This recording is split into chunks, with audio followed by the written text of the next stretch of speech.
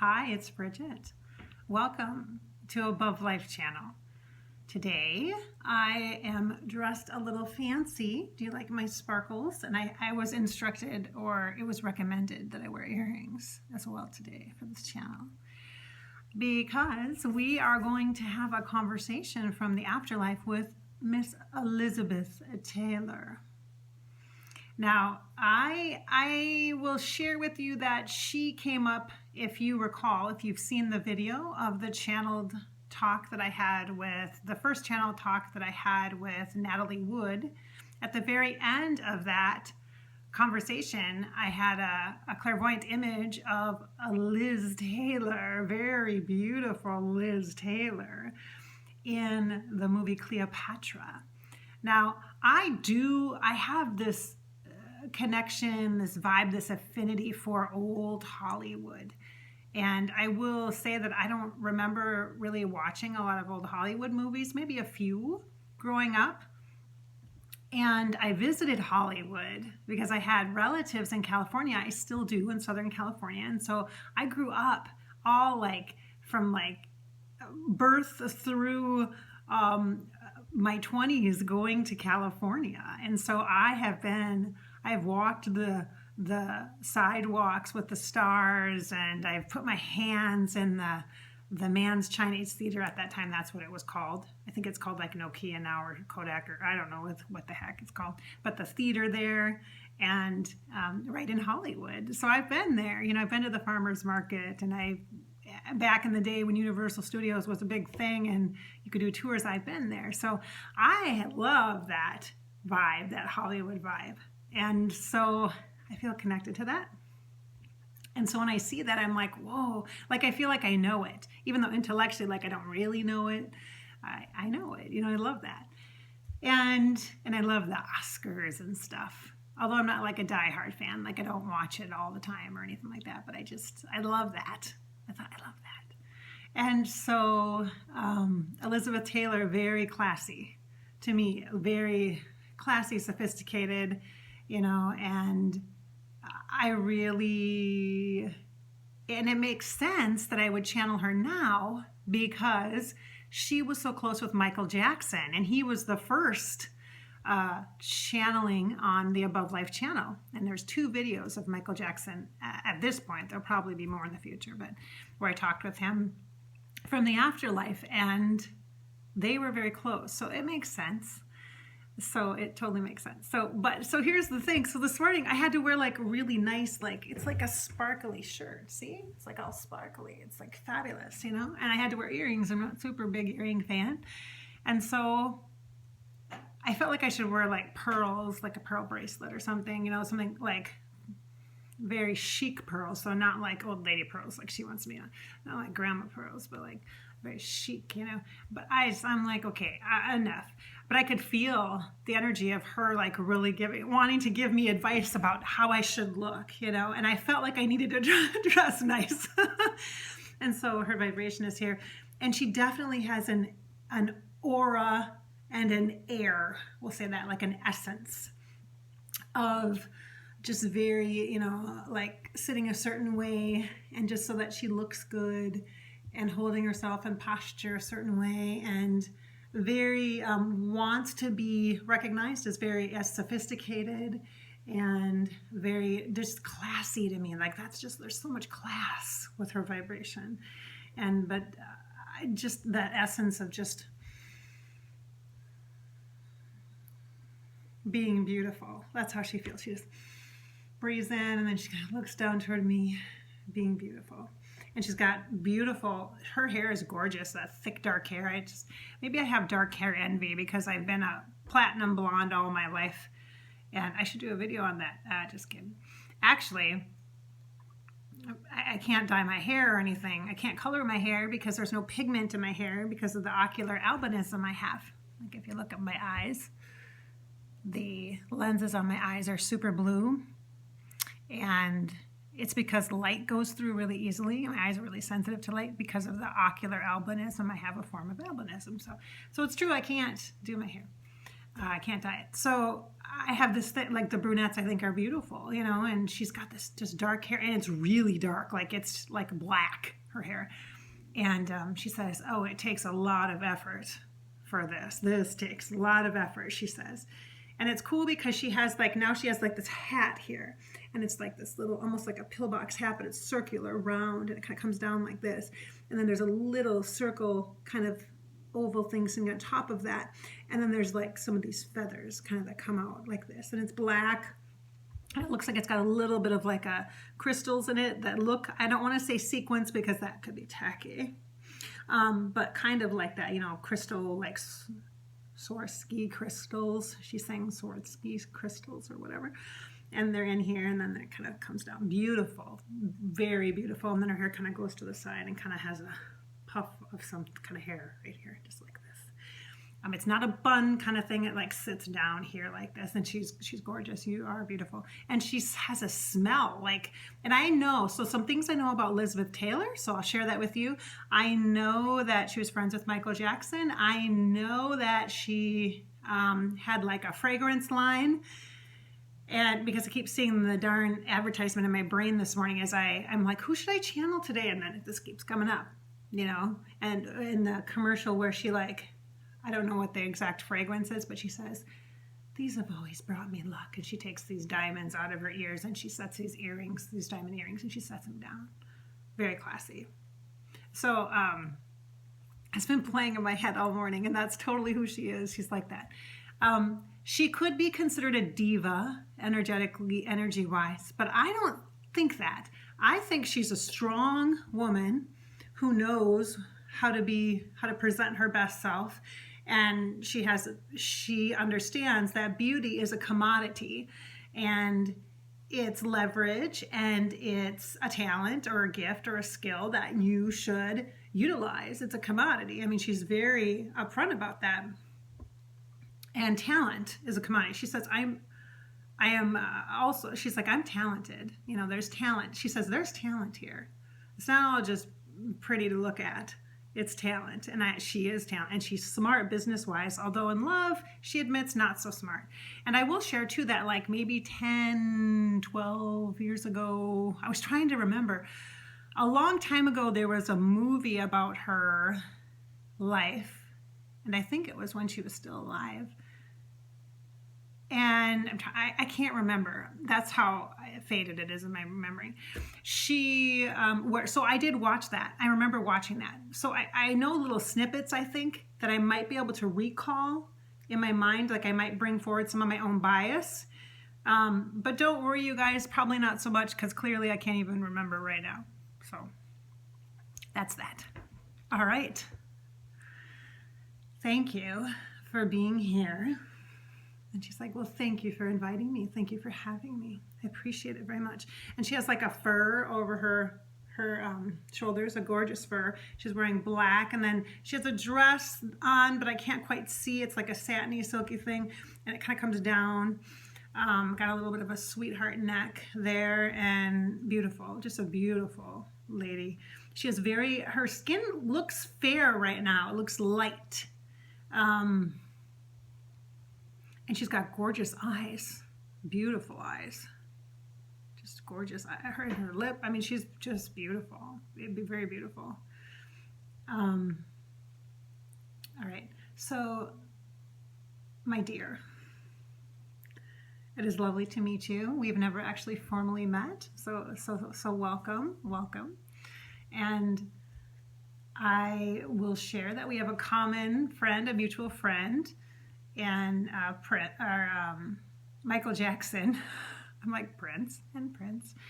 Prince is here, by the way, because before I do my sessions, this might be a long channel. You guys are just gonna have to watch it. Before I do my sessions and such, when I do afterlife channels, I bring him in. I utilize a lavender spray. Right now I'm burning some incense that's lavender, because that helps calm and soothe the energy in the field so that I can clearly receive the messages. But he is really present today, because later on this afternoon I'm actually going out to his space in Chanhassen, and I'll be connecting in there. And so I knew he was going to be here, but he also manages the energy, so It helps ground and center me. So he's kind of like a helper. Like kind of like a bodyguard. It's like a joke. Ha ha, I'm a bodyguard. I don't have a body, but I'm a bodyguard.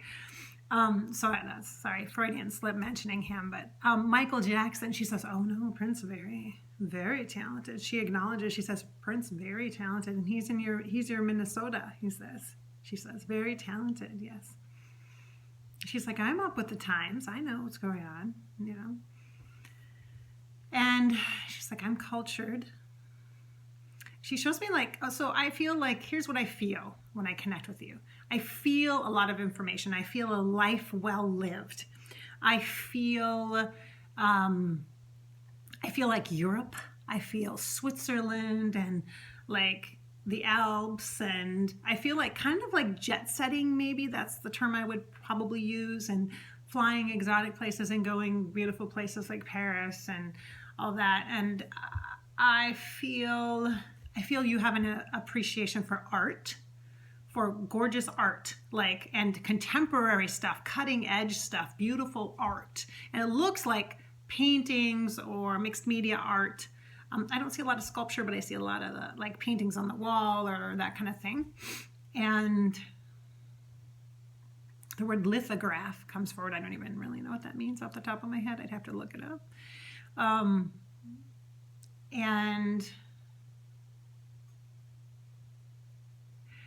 I feel you have a connection to Greece. There's kind of some Persian kind of vibes, Mediterranean vibes coming from you. And I see like cruising or being on a fancy yacht or that kind of thing. I see that. And she says, you know, going on site to film in exotic locations sounds exotic, sounds just fabulous and incredible, but you miss your working. So you miss the landscape and the beauty. And back when I was filming movies, back when it was, you know, Hollywood, you refer to it as old Hollywood. We'll say classic Hollywood. Everything was done on a soundstage, and you had the big movie companies that would compete with each other for the movies. It was quite a cutthroat scenario. And actresses and actors who you might be friends with one moment and having cocktails with, the next moment you'll be competing against in order to be able to be on top. Be on top. And you've had many movies that were successful, is that correct? Yes. Yes, of course I did. And I feel like I know in your personal life, because you mentioned that success was challenging in your personal life, and I know that you were married many times, and it feels like, and that's not a judgment, it's just a fact, it feels like it was hard for you to really find love, really be loved. Was it difficult for you to receive love? Because that's how it kind of feels to me. Are you comfortable talking about your relationships, or would you rather talk about your career? She says, well, career and success is a mind thing. It's a mind game. And in the afterlife, there is no need for any of that, as you well know. She says, you're well versed in the language here. And she says, there's really no need to dwell or to brag or to boast about our accomplishments. However, that is something that I think people do, as they focus so much on the accomplishing of things and the achievement of things, that what gets lost is the matter of life's importance. And as my life went on, I began to recognize what I could do with the fame that I had achieved or attained. And I could do some really good things in the world, as you know, and support some worthy causes. And in doing that, I feel a bit more of a balance. There's more of a balance for my life. Early on, the term diva that you used could certainly be applied. However, the energy of emotions in a passionate woman back in those days was often very misunderstood. And trying to be controlled or tamed by a man or the business of movies, which back in my time, that golden era, I was surrounded by men, which I didn't have a problem with, except for the fact that they did not recognize the mind of the woman and the strong-willed mind of the woman and the passion that I had to bring and the creativity I wanted to offer. And I know how I want to present the character and how I want to be filmed or portrayed. And it's difficult in that particular era to be recognized for your contributions at an intellectual level, at a professional level, outside of beauty. And those are things that I would like for young women, especially in particular, to recognize. And for those who feel like they are misfits or outcasts, I would like for them, I want for those of you who are watching and listening today, I want for you to know that you are so worthy and you are beautiful in your soul and in your heart and in spirit form. You have that spirit inside of you as well, that joyful spirit, and you can feel love now. And oh my gosh, the message, like I literally just got to hit myself. So let's receive that, everyone. In between the heart and the belly, there's a space, like right about here. So here's my belly, here's my heart. Right about here, there's a space. Let's breathe in there, because that's a truth statement. Wow. Woo! Did you feel that? That love, that power of recognizing within ourselves that our spirit has the capacity right here and now, no matter how we felt prior to this moment, no matter how we've perceived our lives and ourselves and others, their accomplishments, their successes, how we've defined that, we have a moment because of Liz to be able to connect with that inner healer spark in us. That's what this part is. This is the inner healer, people. Breathe it. And release the pain.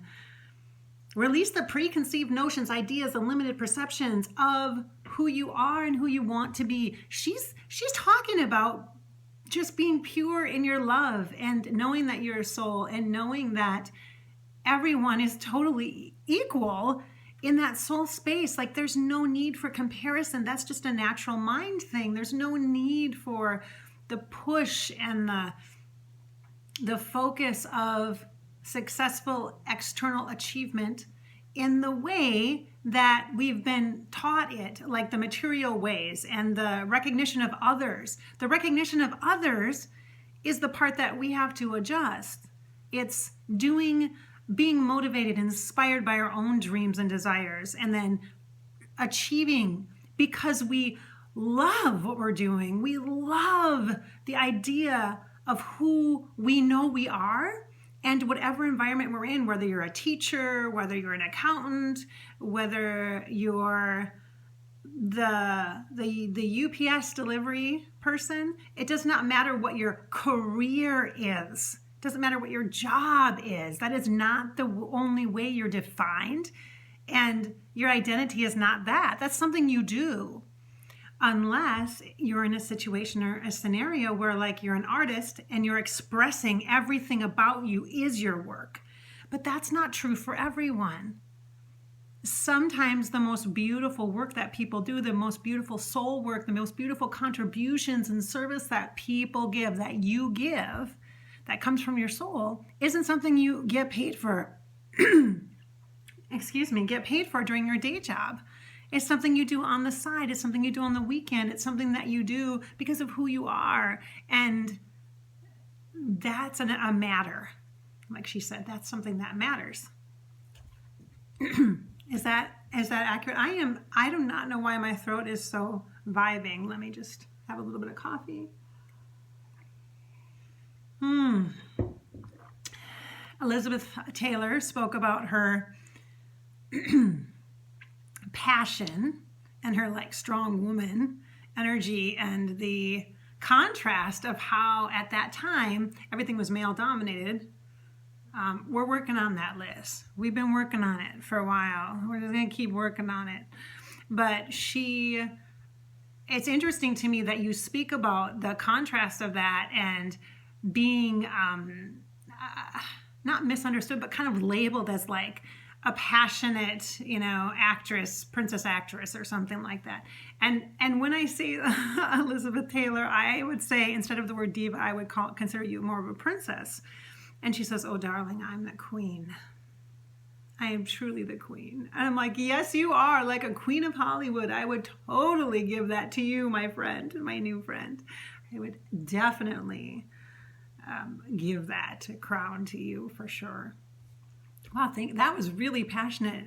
That was really passionate. That was like a co-collaboration of energy. That was fabulous. She says, "Oh, when strong women get together with a passion and a purpose, there is nothing that can stop us. We are unstoppable." That's what she says. You are such a girl power. I love that. So awesome message. Thank you. Appreciate it, Liz. Now, is there, there's so much more we can talk about. We should probably do another video. Would that be a good idea? She's fine with that. She's like, I'm absolutely fine with that. And so before we wrap this one though, let's go back to, so you've talked about Hollywood, talked about career and the perspective now that you have of career, what that means, and how your passions as a woman and the way you express yourself was mislabeled at times by the male society, like the structure of Hollywood and stuff. But yet I feel like you are very smart. You know how to utilize, you're savvy. You know how to utilize the influence. And that impresses me. And I don't really know that about you, like intellectually, but I know that by being in your energy, like you are a powerful woman. But I also know that in your private life that there were a lot of challenges and struggles, and what I feel is a struggle for self-love, or a struggle to be love or understand love. Can you talk about that? Are you okay to talk about that a little bit? I think it would really help others to understand this. She says, "I have nothing to hide. There's nothing to hide. It doesn't matter anymore. None of that privacy or that confidentiality matters anymore." And she says, I was sued a couple of times, right?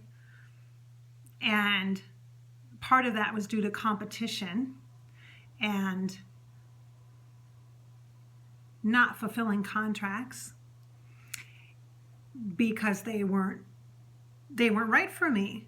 She says, it's easy to get influenced by other people, the people around you who you think have your best interest at heart and who care about you, whether that be your husband at the time or your manager, or a producer. She's saying she must have been married to a producer, because I can feel that. And I can also feel her married to a manager. She says, well, everyone around you is in the business. And so of course that's who you meet. That's who you spend the most time with. That's who you fall in love with. And she says, I fall in love so easily. And I fall out of love easily as well. Unfortunately, I was in some situations that you would consider abusive, or at the very least imbalanced as far as the affluence level and the like power couple energy that you're bringing forward. I can feel that power couple kind of thing. Like she talks about being in relationships that were imbalanced. And she talks about right away, she admits full on, she shows me the bottle, alcohol. She says she says, yes, I will totally share that I had struggles with alcohol and addictions. And she shows me smoking, like she's smoking. And she says, I have nervousness. My hands, they shake. And it feels like anxiety. And she says, there's a lot of medication. And so like probably prescription pills and stuff. This is a common theme I'm finding. Just so you know, I'm sure you're aware of that, Liz, that That's a common theme. You get prescribed, you go to the doctor because you're having you're having effects of stress and that kind of a thing, from the demanding life that you're leading in the public eye. That's got to be. And she's like, her hands are just shaking, and she's showing me. She says it's not it's not pretty. There were really low times. She's saying really low times.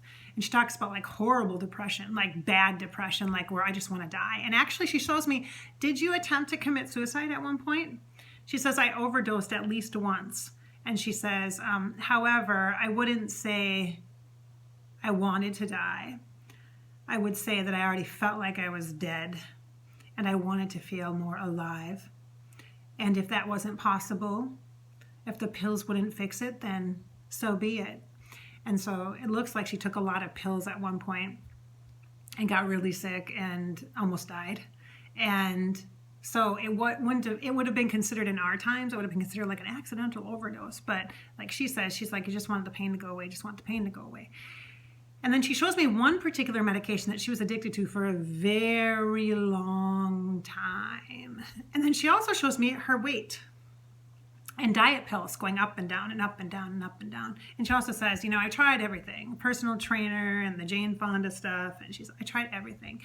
And I just could not manage it. Were you like 68 or 70 when you died? Because all of a sudden I see you as an older woman and beautiful, gorgeous, like standing on a stage, like almost at the Oscars, but it looks like some kind of foundation or a presentation or awards or something, or some kind of a fundraising, kind of a fancy fundraising thing. And you're just gorgeous and you're all like tied into this dress and it's a little mermaidish, like almost, kind of, not totally, but kind of.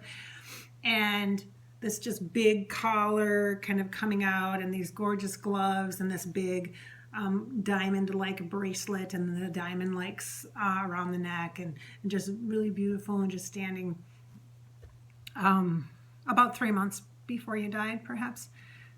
Maybe 3 months, the 3 comes forward, so 3 years. No. 3 to 6 months before you died was your last public appearance. Yep. She says, oh, you would not, they would not recognize me near the end. But no one really looks great when you're dying.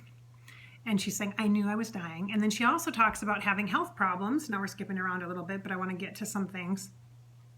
She also, maybe we can do this in one video. That'd be great. She also talks about having some feminine problems, like problems with her organs, like hysterectomy, miscarriage, endometriosis, something like that. Something that's feminine that requires medication and then eventual surgery. And it was hard, really hard on her. And then I don't know if she died of like an ovarian cancer or something, because I feel like there's a cancer in her body and it feels like it's related to feminine, to woman. So, and I don't think it's breast cancer. I think it's more like ovarian or uterine cancer or something. I don't know. That's what it feels like to me. Now, it's possible that she had that at one point in her life and then she fought it. And then when she died, it wasn't that, but I feel like it's a lingering thing. And I don't feel like it was a lot of public attention paid to that. I also feel like her losing consciousness from time to time. I'm not sure what that's about. Like blood pressure. It's a blood pressure thing. It was considered a blood pressure thing, but I think it was caused by other medications in her body. It was a side effect of medications. Yes. And she says, and weight gain. Weight gain was a side effect of some of my medications. It almost looks like a thyroid thing's going on, and so there's medication happening. But the thyroid stuff has been, I think, more dominant recently in the last 10, 20 years. So prior to that, I'm not sure how they would be treating or diagnosing like a hormonal thing.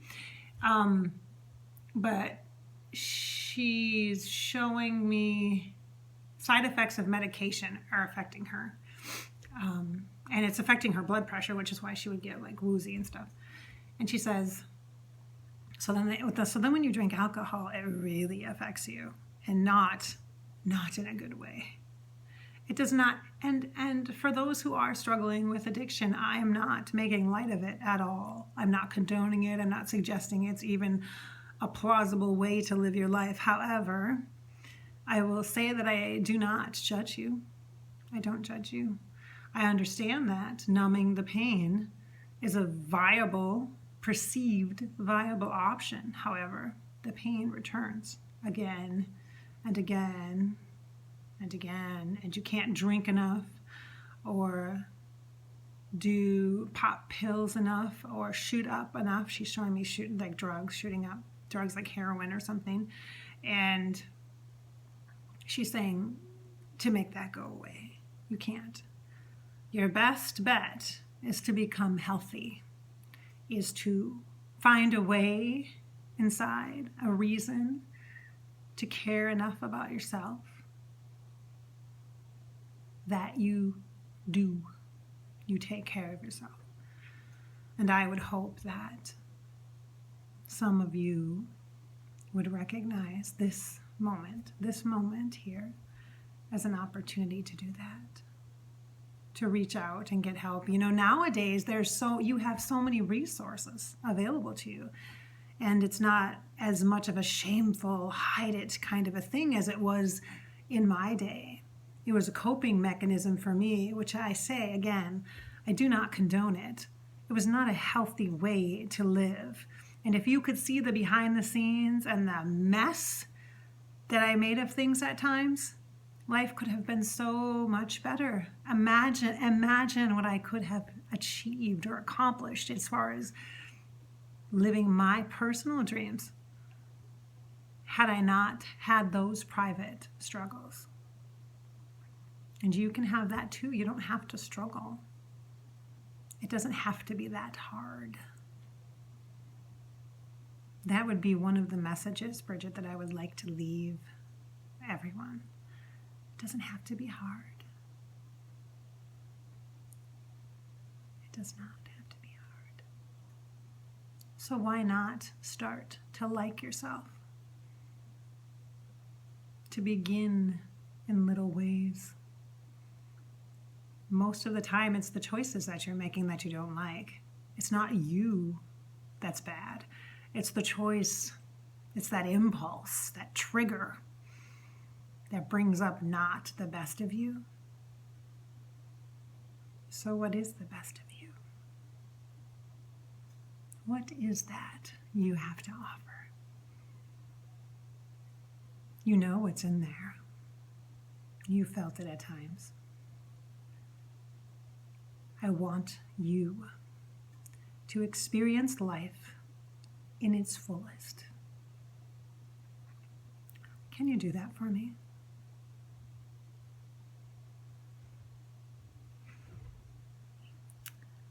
Are you strong enough to do that? I think you are. Her energy is really pushing on my body. Like it's moving my body. She's so, I wish I could suck in my gut more, and I wish I had a really form-fitting dress on and I could show you how she looks, but the mannerisms, the energy that she's bringing forward just changes my body.